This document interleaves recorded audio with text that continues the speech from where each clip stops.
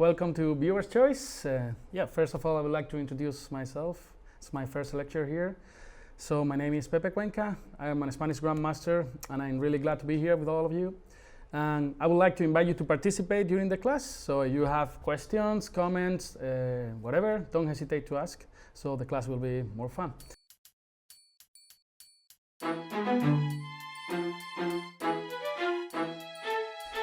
So, yes, we're going to start analyzing a game from David. I hope we can learn all something from it. All right, so white went e4 and d5. Everybody knows this defense, right? The Scandinavian opening. And okay, it's not very trendy among top players, but he used to have his time. And okay, so normally white takes on d5 and knight f6. It's also possible to take, of course, with the queen, but knight f6 also perfectly playable. So you want to capture in d5 with your knight and then try to develop your pieces. For example, knight takes d5 and then g6, bishop g7, a short castle. And here there are different alternatives for white. So in this case, the white went for knight c3, very normal move, and here knight takes d5. And next move, knight takes e5. What do you guys think about this capture on d5? Not so good. Not so good, right? It helps black developing her pieces, right? So after queen takes e5, the queen is perfectly played on the center. And now, normally after knight f3, black's plan are like something like knight c6, bishop g4, and long castle, followed by e5. And look at this, queen is perfectly played on d5, right? Okay, so white played knight f3. Knight c6, as I told you, aiming for this plan, and here b3. Yeah, this move is not so good, right? Of course, white wants to maybe develop this bishop by a b2 in order to put it in the best diagonal, but you are not controlling the center with this b3. Another idea is to go bishop c4, I guess, right, in order to win a tempo, but black here plays the natural move bishop f5, developing a piece, attacking c2. So a really natural move. And at this point, white plays bishop c4. What do you guys think about this move? What should black play here? Queen e4. Okay, queen e4. Something else? Queen e4 is good. Queen e4 is good, yeah. In the game, black played queen d6. But queen e4 just wins a pawn straight away, right? So after queen e2, let's say, just queen c2, there's no trouble at all. For example, short castles, e6, and then you want to go long castle here, and black is fine, right? There's no way of attacking this queen on c2, so the bishop hasn't got any square on b2 or a3. Okay, but instead, black played queen d6, and white went for d3. What do you think about this move?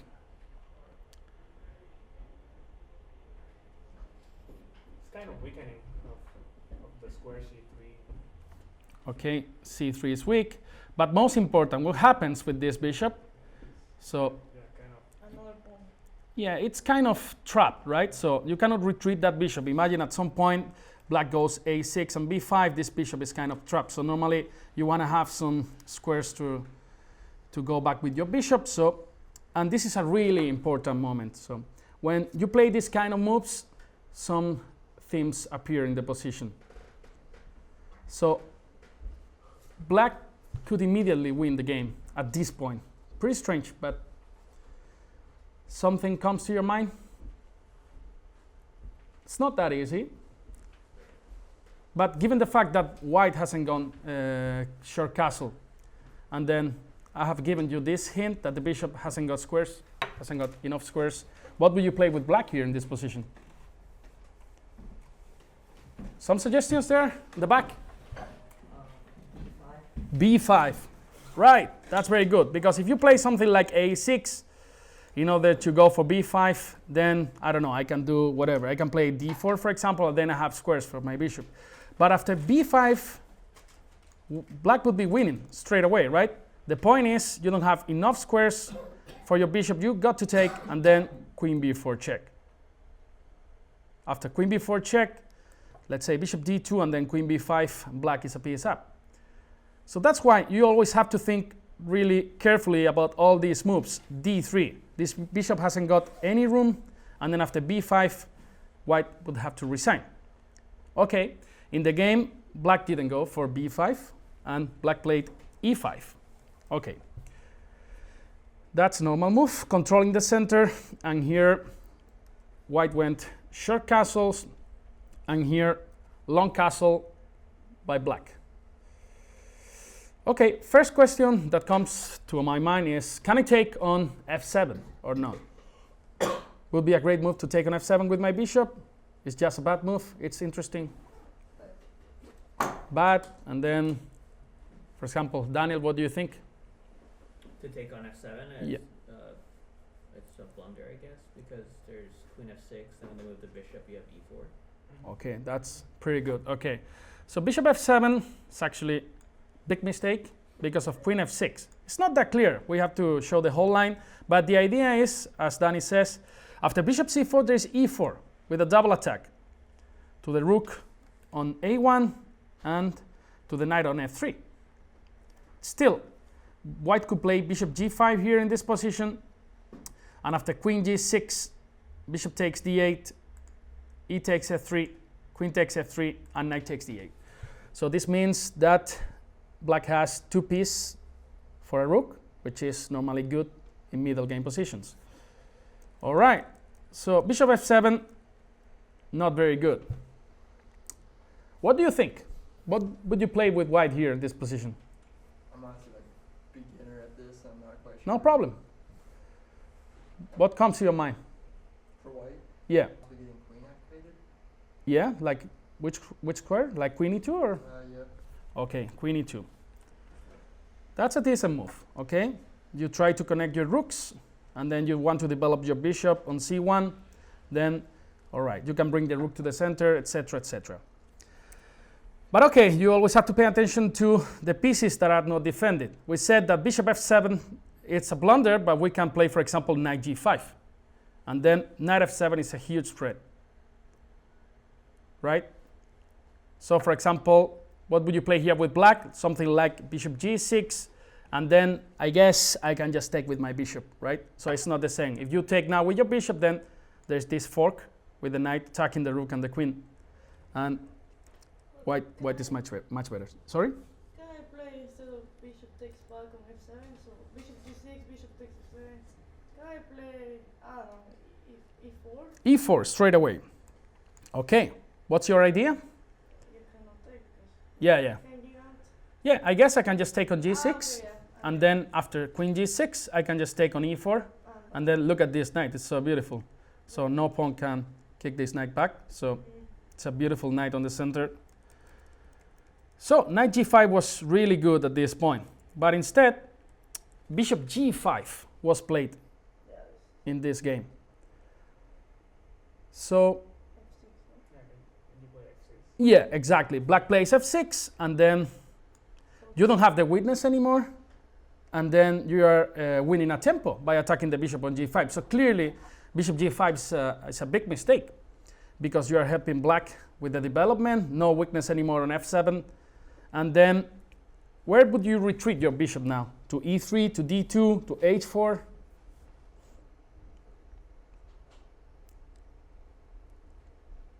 Sir, what do you think in this position?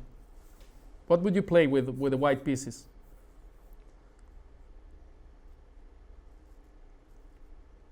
Well, I guess I'd come over to the corner. To h4? All right, that's a possibility. The thing is now, black can start a huge attack on the king side.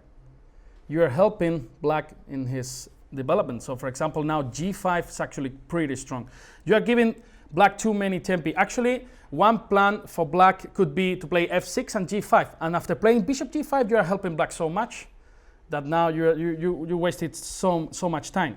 So for example, I guess, okay, knight g5 is the best move here, but another move like bishop e3 or something like this would be interesting. So just developing a piece. The point is, after bishop g5, f6, bishop h4, now boom, g5, bishop g3, and the next move for black is more or less clear, right? h5. What are you threatening with h5? in this position? For example, the beginner, you wanted to go in the next move. If you were black here in this position, you want to go g4 or h4? H4. h4, right? And h4, and then you will be trapping this bishop on g3. So this is black's threat. You want to go h4. So basically, white has two options of saving the bishop, right? So one is h3 in order to give the h2 square for the bishop, and the other is h4. In the game, white played h3. And now there were different good alternatives for black in this position to continue the attack. So one was h4. In the game, black played g4. But h4, it's perfectly natural. So after bishop g2, how would you continue the attack here?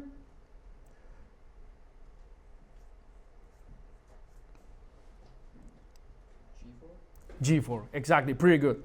So you are opening the G file. That's pretty important. The white's king is on the G file, so you want to open the G file and then put some rook there in the future, right? And then attack the G2 pawn, right?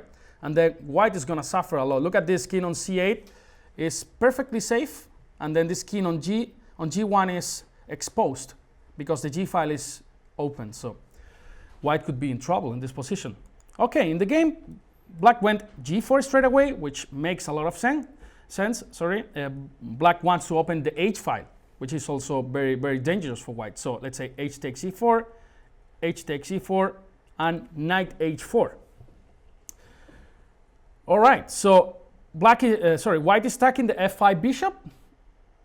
So black player went to d7. Natural move, retreating the bishop, protecting the g4 pawn, right? So you don't want to go, for example, to h7, right? This would run into queen takes e4 check, and then that's a pawn up for white. So bishop d7, natural move, and knight g6 was played. Rook h6, knight takes f8, rook takes f8, and what do you think black's gonna play in the next move if you allow him to do so? For example, in the back. F5. Yeah, but you see that H file is quite open, right? Can you imagine here, like if you had a queen on H1 would be mate, right? So, what would you play? F5 is really interesting. You want to continue your attack? You want to play F5, F4? But if you had one move here or two moves. Rook F, H8. Exactly. Dennis, yeah. Rook F, H8, and then Rook H1 checkmate, right? So black's plan is pretty simple. You just want to double your rooks on the H file and give checkmate. On the game, let me just...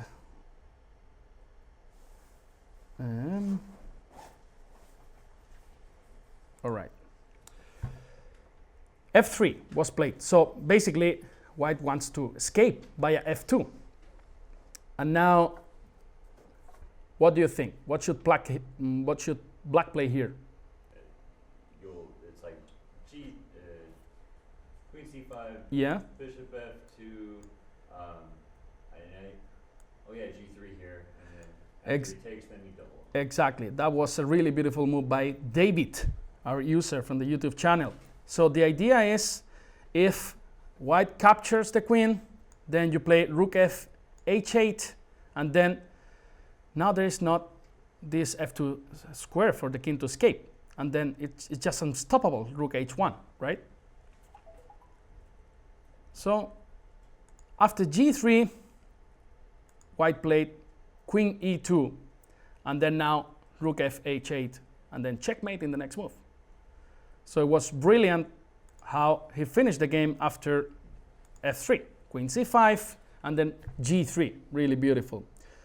Okay, in the game there were some mistakes. For example, this was the most important moment after D3. Like, you always have to pay attention to the positions. Like, for example, if a bishop can retreat, something's smelling bad, yeah? So there are not so many squares for the bishop, so just this move was winning, as we explained in the game. B5, bishop B5, and queen B4 check. King in the center, bishop without so many squares, so something smells bad. All right, so this was the first game. Now we're gonna take a look on a crazy game. So d4, knight f6, c4, e5. Budapest Gambit, yeah? Really aggressive gambit. So you give up this pawn in the center, and black's idea, okay, you can play knight e4, but knight g4 is more common. Basically, what you wanna do is place an active knight on g4, and then you have weakened this diagonal where you want to place your bishop. You want to place your bishop on c5 and then attack this weak f2 pawn, right? So this is the so-called Budapest Gambit. Anyway, it's not so trendy among top players, but among club players it's one of the favorite openings. And I've seen very beautiful games with this gambit. Okay, so knight f3 was played in this game. Really natural move, developing a piece, defending your e5 pawn, and here bishop c5. So, what's your name? Ben. Ben. What would you play here with what pieces, Ben? There's only one good move. E3. Perfect. So f2 is attacked. You don't have a natural way to defend it, just to play e3, right? So any other move would run into bishop f2 or knight f2, and then you will have to resign. So e3, very natural move, and knight c6. Black wants to recapture on e5, and basically white can't do anything about this. So you want to insist and to defend your e5 pawn, you will have to play something like queen d5, and then after queen e7, then there's no way of stopping black from capturing on e5, right? So that's why after knight c6, white continued with the development, bishop e2, and black took on e5. Knight takes e5, knight c3, developing minor pieces, short castle, knight takes f3, bishop takes f3, and knight e5. On the back, what would you play here with the white pieces? Bishop e2. What do you guys think about this move, b3? Queen f6. Okay, that's interesting. You can take the bishop. You can take the bishop. That's a point. So the bishop pair is extremely important in the middle game. So it's like a small victory for black already to have the bishop pair. So you got the bishop pair for nothing. So black is better. Okay? Oh, a little bit better, but it's sorry. It's not the idea also in the Budapest to play a5 or b6. Yeah. Okay. You wanted to go after b3, a5, right? Or I think it's rook e8 first. Sorry, let me just go again. So you wanted to go after b3, a5. Or rook e8 and make Rook e8, yeah. But the thing is, you can take the bishop on f3. So you get the bishop pair for free, so there's no reason not to do it. But okay, white knew about this. He cared about bishop pair, so, and he went bishop e2. That, okay. Now you defend the c4 pawn and you conserve your bishop pair, so it's actually a great choice by white. And here, rook e8 was played, a3, and now Carla's move, a5. Of course, white wants to go b4 and then to kick this bishop from the c5, which is a very interesting square. You are putting some pressure along this diagonal, but a5 is a brilliant move. It's very typical in these types of positions, because what are you doing with this a5 move? What's the idea behind a5? Yeah? a4 because we can try to transfer. Okay, you want to go a4 and then transfer your knight, sorry, a4 and then transfer your knight to b3, right? Yeah, but that's really hard to make, right? Because after a4, white can simply take your pawn on a4. And then you need like 1, 2, 3 moves to bring your knight to b3. And even if you manage to do so, it's not the end of the world for white. So a5 mainly stops b4, and there is a beautiful move in the Budapest Gambit, which is rook a6 and rook h6, followed by queen h4, and then attack on the king side. When I remember when I was a kid, this was one of my favorite maneuvers in chess. you can never imagine that this rook on a8 is going to be attacking white's king on the king side from h6, right? And then when the queen comes to h4 and then a pawn on d6, it's going to be really hard for white to stop black's attack, because whenever you play h3, this bishop can do a fantastic job on h3. You can sacrifice that guy, and then white is going to suffer a lot. Okay, so white played b3, also to stop your idea. What's your name? Sorry? Ali. Okay, so b3 also is interesting because whenever black wants to go, if at some point black could play even with a bishop on d7. If black wants to go a4, you can always reply with b4. So b3 is interesting also in that sense. And then, of course, white wants to develop this bishop by a b2, right? So it's the only natural diagonal that you can use in this position. And actually, this bishop is quite strong in this diagonal.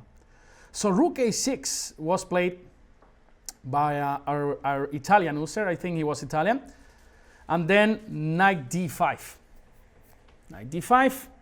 The knight controls important squares. And here the most natural move would be just to go, just to go rook h6, following our beautiful plan. But instead, black went queen h4. And now, what would you play with the white pieces here?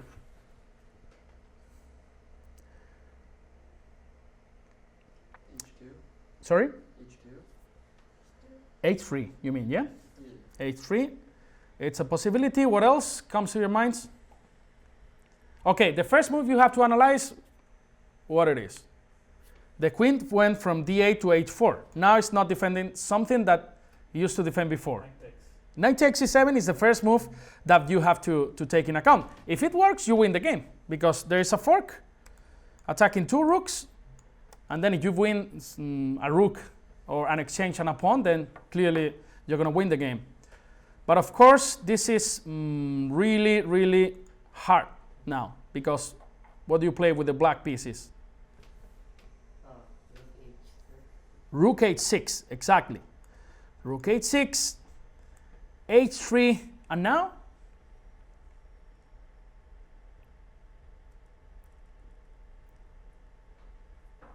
What do you play with the black pieces? DC and d6 and bishop h3. d6, exactly, sacrificing a whole rook. So after knight takes e8, for example, rook g6, it's very interesting. You are taking on h3 with your queen, and for example, let's say f4. What would you play here?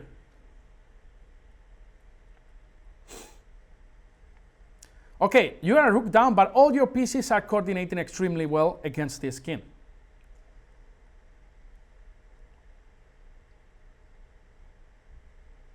So what do you play?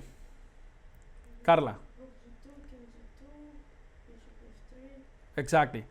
I always say that to solve any tactical puzzle, you have to take into account the forcing moves, captures, checks, and threats. If you do that, you will solve a lot of puzzles. And then in my next lectures, we're going to use that method, the forcing moves. And then it's just step by step, and then after 5 minutes, you find the solution. So here, rook g2 is the first forcing move. And after king takes g2, now, for example, bishop h3. There's no good square for the king. If the king goes to g1, then queen g3 followed by queen g2 mate.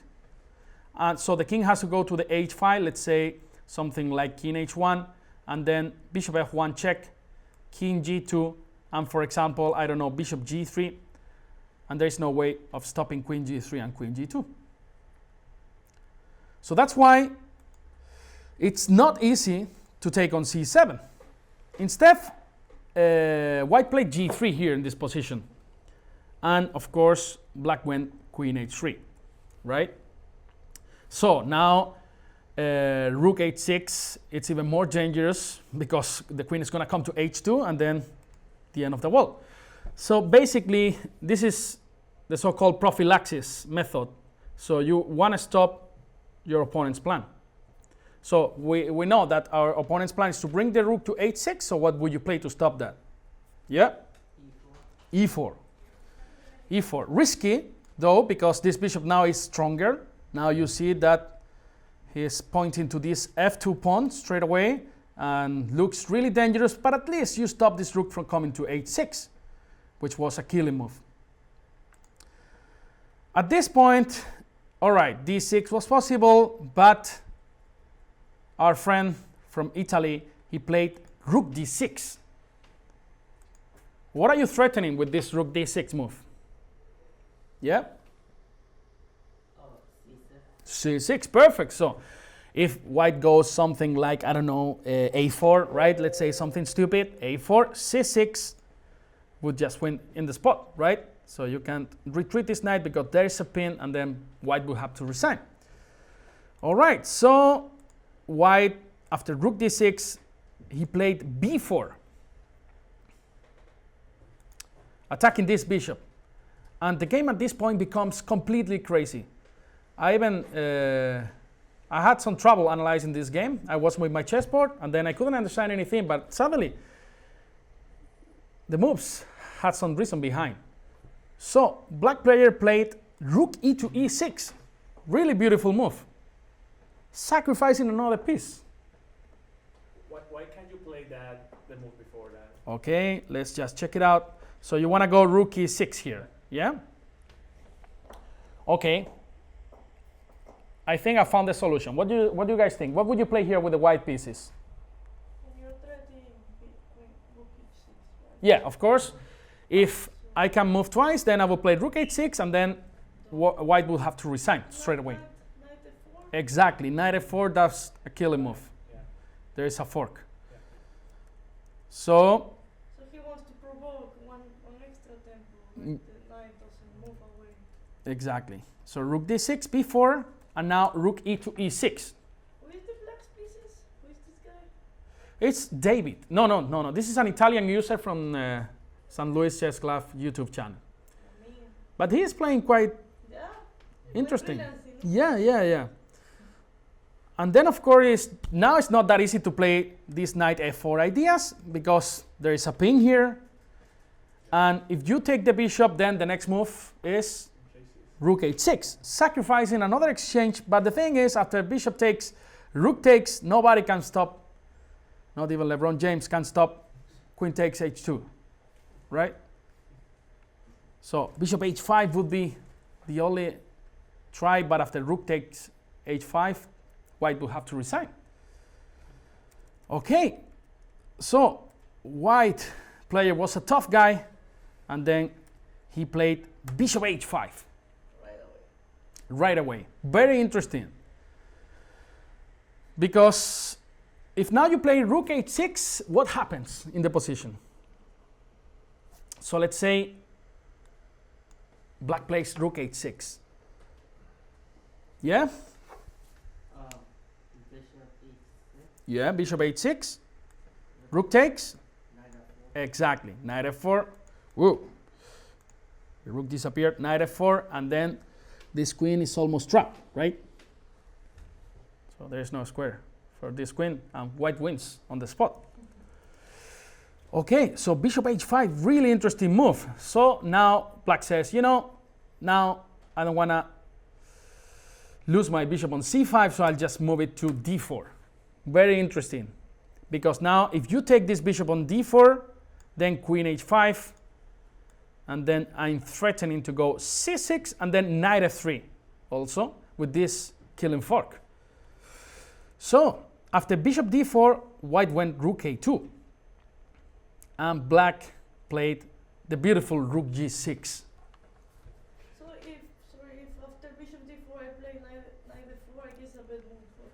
If you play knight f4 here in this position, let's just try to think all together. The first move that comes to my mind is bishop f2 check. Yeah. Bishop f2, king f2, and then there is the intermediate move queen h2. Don't you have And then you're going to capture this queen, Yeah. and black is winning. Sorry? Yeah, Rook f2. yeah, can you take the rook bishop a1? Bishop a1. After knight f4. Yeah, Knight f4, bishop a1. But I have That's also interesting. That's also interesting. Queen takes d6. But I guess I have queen d6. another intermediate move. Let's say rook d6 and knight h3. Well, queen f1. Queen where? Queen f1. We have one check. Queen f1. Yeah. King takes and rook d6. Yeah, that also wins. Very good. Okay, so you cannot play knight f4. Different reasons. Bishop a1 and bishop f2 all seem to work. So that's why white played rook a2. And here rook g6. Crazy game. And now, what is black threatening? Can you take the rook on g6? Of course, that's the first move we have to analyze, right? No. Why? Knight g4. Knight g4, boom, right? And if I could play f3 and protect this h2 pawn with my rook, would be very nice. But this bishop on d4 is doing a fantastic job, and then you can move your f pawn, right? So you can't take the rook on g6. So what's black threat? What happens if white plays queen e2, for example? Just a random move. Can I play? Okay, rook g3. Rook g3, beautiful move. Rook takes, pawn takes, queen takes. Again, this bishop, the big fish. So king h1 and queen h3, something like rook g6 check. It's a killing move. Again, if bishop takes, knight f3, or even h takes g6, also winning, because you can never play f3, and then knight f3 is unstoppable again. So he's playing extremely creatively in this game. So white played king h1, brilliant move again. So prophylaxis against rook takes c3, and here black went for rook takes d5, sacrificing an exchange in order to bring this bishop from c8 to life. C takes d5 and d6. Okay. Again, can you take this bishop on g6? No. Why? Bishop g4. Bishop g4. Okay, but now remember, my king is on h1. What would you play here with the white pieces? F3. Same idea if you go after bishop takes e6, knight g4, right? That would be more natural, but again, f3 saves the day for the white player. So why I can't take on g6, or can I take on g6? Oh no. Why? Oh, knight f. Knight f3, beautiful move. Winning on the spot. You threaten checkmate on h2. Only move for white is queen takes f3, right? Yeah. And then queen f1 checkmate. So a lot of themes in this position. So after d6, basically white is aiming to bring the bishop to the action. Let's say some bishop g4 or some knight to g4. So at this point, again, same idea. Okay, if you take on d4 with the queen, then queen f1. So you can never take. The best move in this position was f4. Still, was a complicated position after bishop g4. But white decided to go for bishop f4. Really natural move. You want to exchange some pieces on e5, and then you are developing another piece. And at this point, black played rook f6.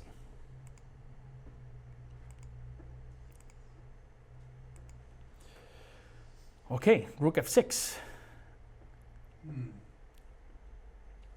Probably the best move here for white is just to take on e5, and let's say d takes e5 and then f4, something like this. Still not clear, right? Just an exchange down, but looks like white is in good shape.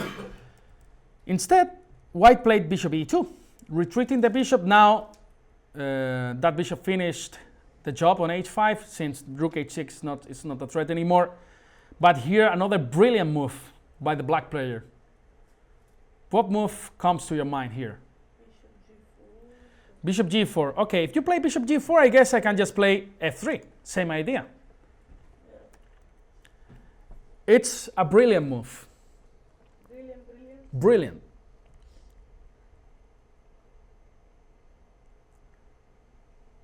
So I was thinking, is this guy Magnus Carlsen instead of Italian user from the YouTube channel?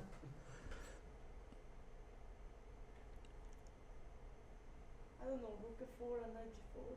Yeah, rook f4. Okay. No, too much. And then knight g4, you said. But I guess the same stuff all the time. I can take everything and play f3, right? So the move is g5.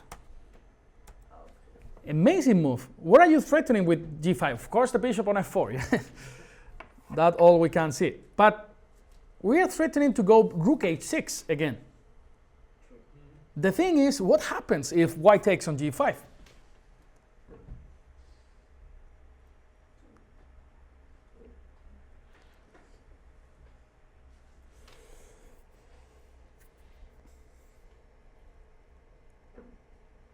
Any ideas?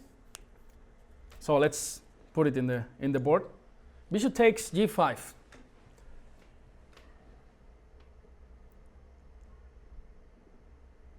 Bishop f2.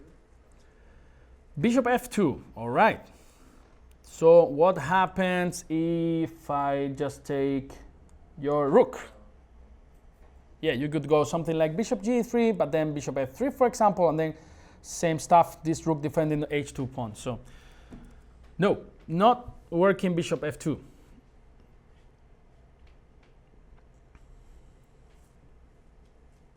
Another idea? Daniel?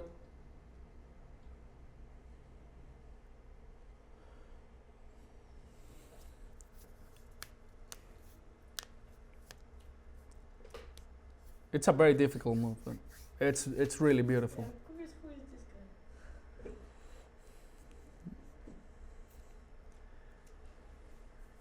this guy? Maybe he's coming for the champion showdown, I don't know.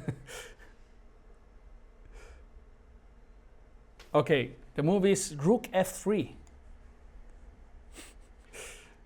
Okay, let's try to understand this move. First of all, you are threatening knight g4. Yeah? You are threatening knight g4 in the next move. So if white does nothing, knight g4 and queen h2 mate. And if white takes on f3, what would you play back there? Ali?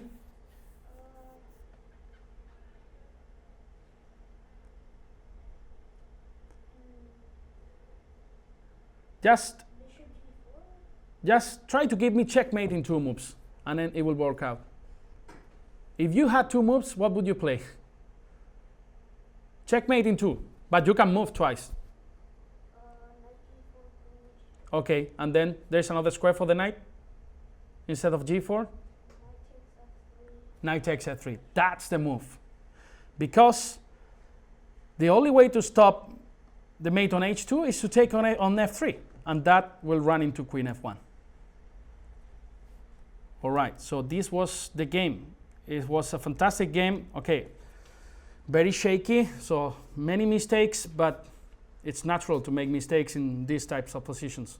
But very interesting ideas by the black player. And also, white player was a tough defender. So the game finished like that. Bishop e2, g5, takes, rook f3, bishop takes. Okay, the game they played g4, but then after knight g4, white resigned because, okay, bishop f4 was played and rook f2.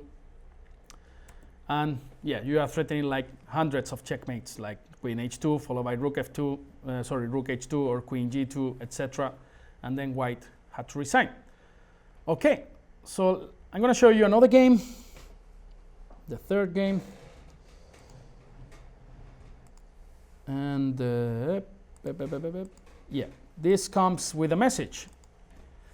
It says, Dear St. Louis Chess Club, my name is Fabian Ote. I don't know how to pronounce that. My German is really bad. Ote. And I live in Germany for 4 years. So I am German, 20 years old, and my national rating is about 1240. I haven't played that much chess though.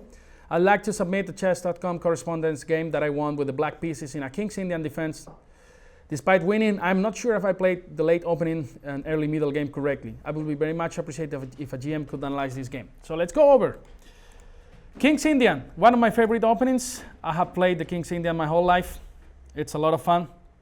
So d4, c4, g6, knight c3, and here you can choose between the King's Indian and the Grunfeld. Yeah, the Grunfeld is after d5, the King's Indian, bishop g7, and then e4.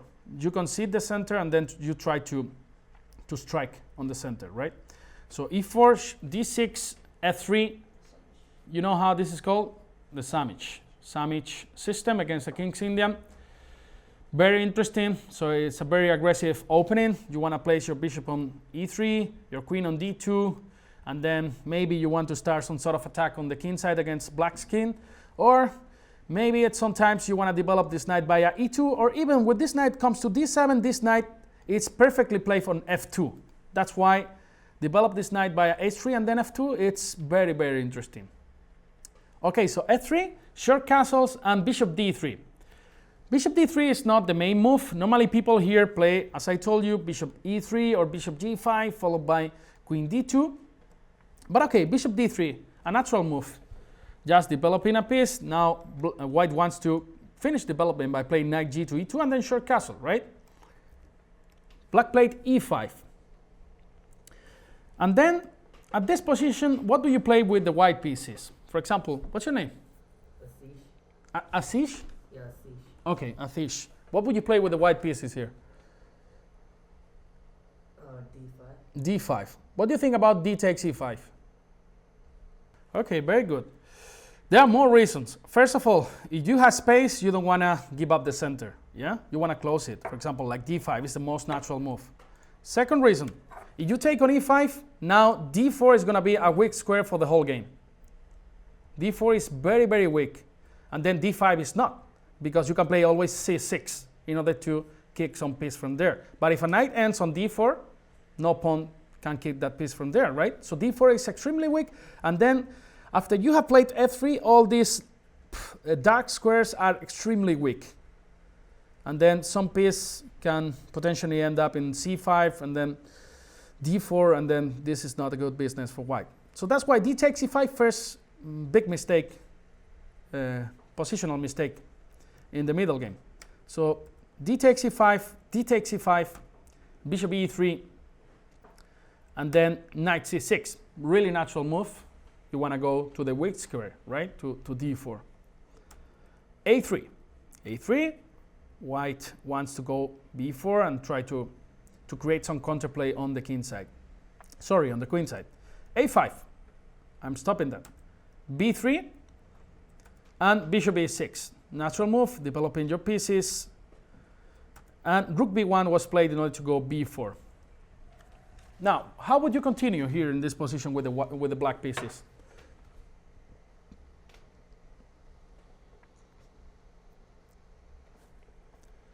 Sir, what would you play here with the black pieces?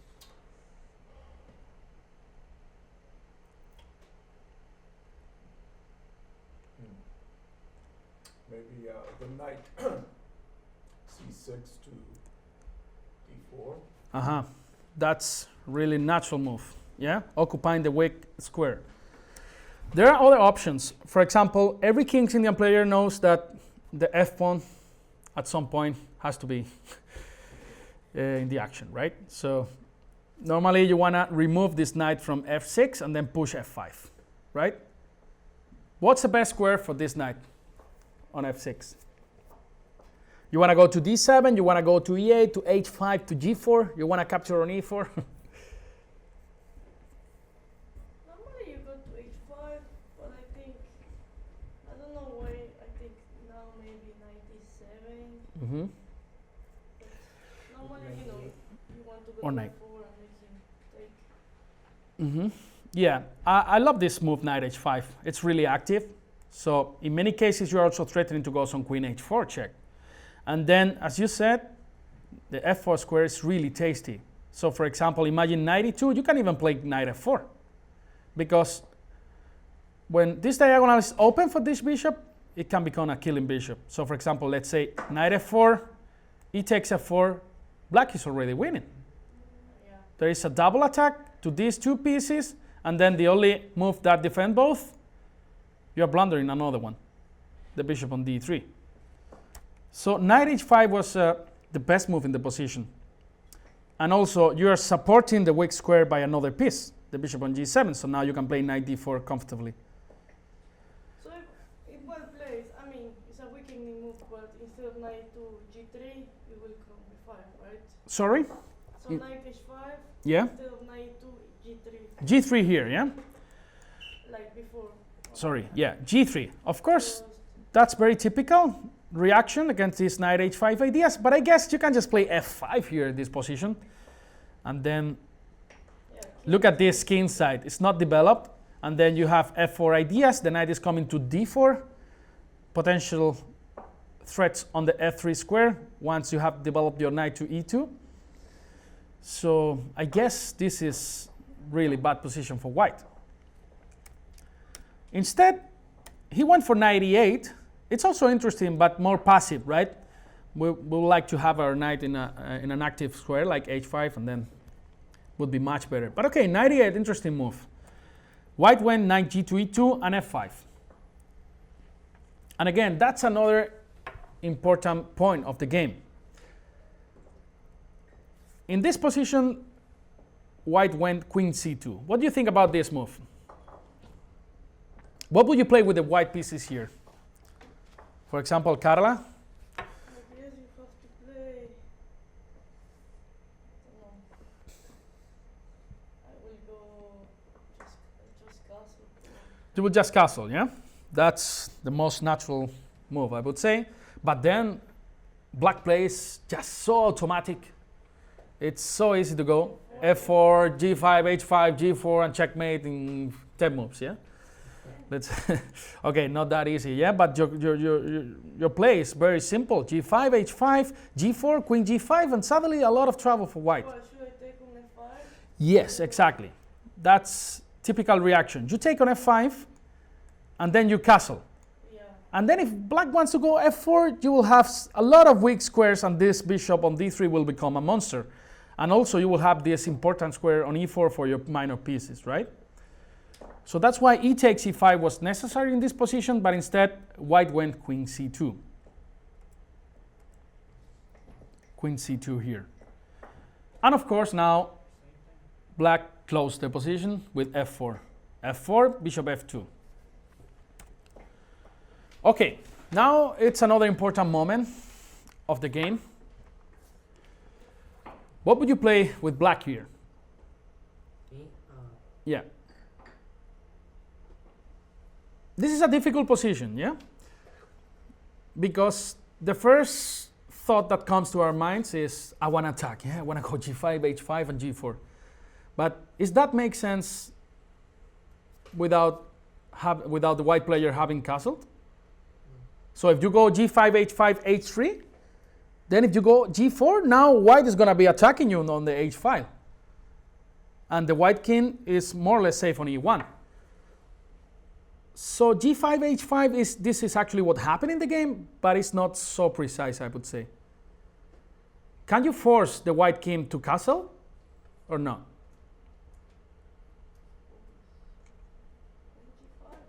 Exactly. Queen g5 is very good move because you are forcing this king to come here. Of course, if g3, you just take and then take on f3, and then you are just a pawn up, right? But there are only two natural moves. One is short castle, and then is king f1. So let's say if you go short castle, you can even now retreat your queen and then start your attack. Or even after king f1, I would say the best move is just queen d8 and then g5 and h5. Now it makes a lot of sense that the king can escape from the king side. Okay, in the game, king h8 was played, knight d5 and g5. Starting this attack, which is not so effective now. h3 and h5. As I told you now, to play g4 is going to be very hard for black. After h takes, you can even recapture with the h pawn since there is a pin on the h file, right? So not a brilliant idea to play g4 without white player having castled. So queen c3 was played, And now, what would you play with the black pieces?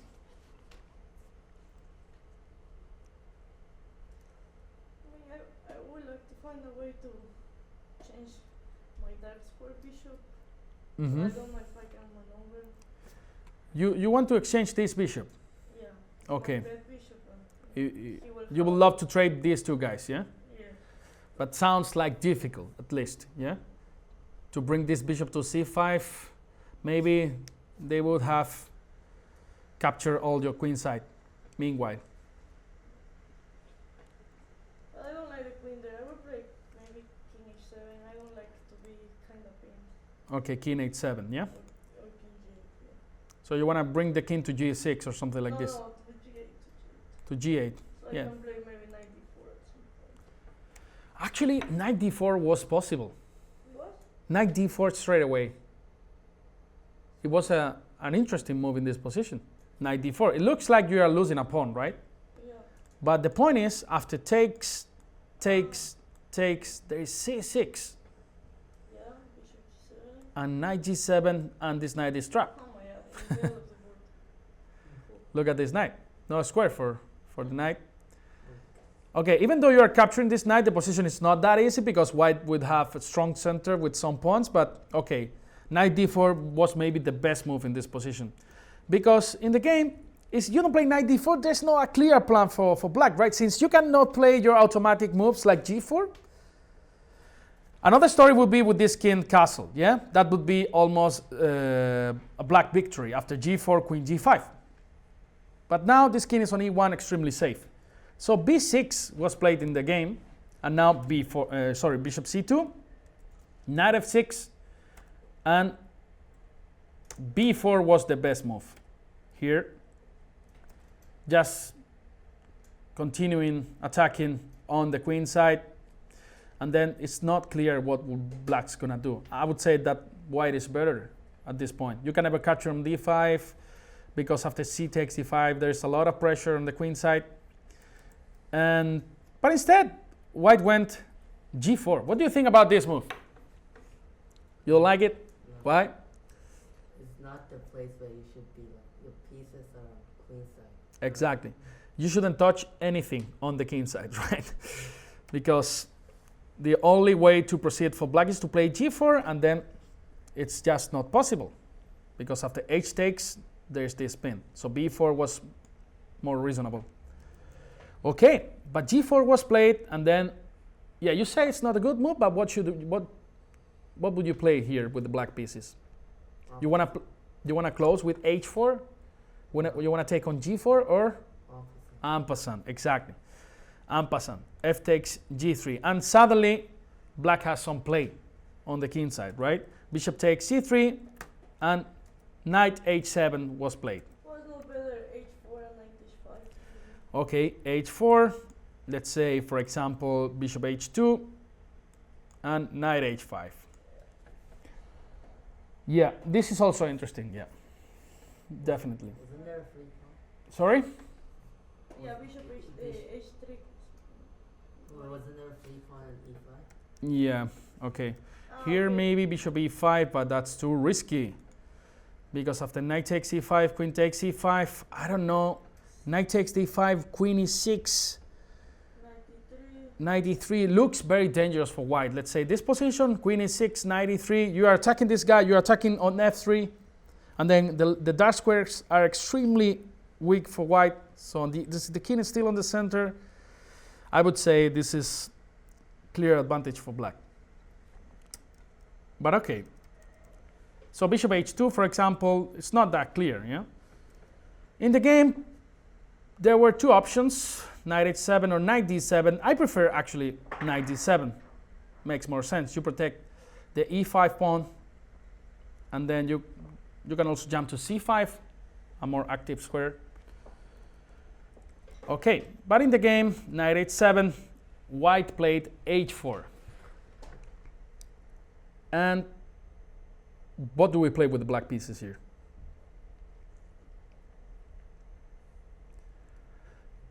Yeah?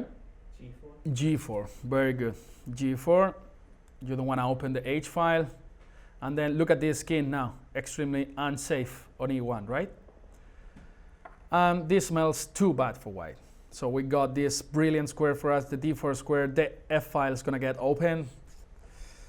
And here, white player blundered. So now I'm gonna ask you to find the move that loses in one, in one move. Queen takes e5. Sorry? Queen takes e5, yeah. No, he didn't play that, but then he went for f4. Oh. F4. And now, for example, what would you play? For black? Yes. If okay, if we can move twice, I will play f5. Not legal. So, black wins.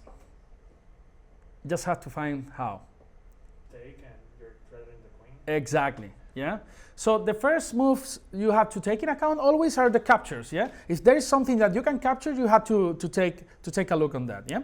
So the captures here, the possible captures in this position are queen takes h4, which is not very good, right? Bishop takes d5, it's a reasonable move, but also e takes f4. And then you realize that there's a double attack on the queen and on the bishop, right? You see? So now you will have to move the queen, let's say, to d2, for example, and then f takes g3, and then white resigns. It's just a piece up for black. Okay, the game continued, something like queen d3, f takes g3, knight takes g3, and knight e5. Another piece is coming to f3, queen e3, and rook f3, attacking the queen and the knight, queen to g1, and knight f6, bishop d1, bishop takes, and now what do you play? Knight f3. Exactly, knight f3, fork to the queen and the king, and black wins. All right, so asking the question from the user, he was asking if he played well the middle game. I would say he played really well. So he occupied the weak square on d4, he stopped white pawn march on the queen side, and then he started an attack on the king side by playing knight e8. I would have preferred knight h5 because he's a much more active square, but in general he played a good game. Okay, so this was everything I had prepared for today's class, the viewer's choice. Hope you enjoyed, and see you in the next class about chess in the Romantic era. We are in Valentine's Day, so not a better day for this. Thank you.